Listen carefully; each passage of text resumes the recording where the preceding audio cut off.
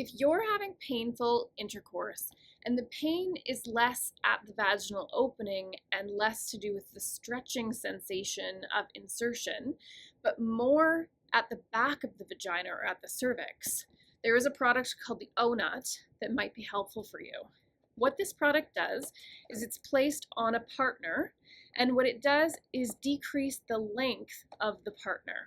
So sometimes what happens with the pain at the depth of the vagina is that the object or penis that's being inserted is too long and creating too much pressure at the cervix.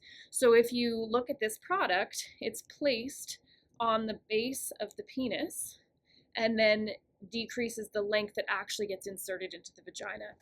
Great thing about this product is it's customizable. You can use 1, 2, 3, or 4, and they are stretchy, not super uncomfortable. They do feel a little bit different to have something on the body if you're not used to that, but they're just creating a bit of a cushion, again, as you are engaging in penetrative activity.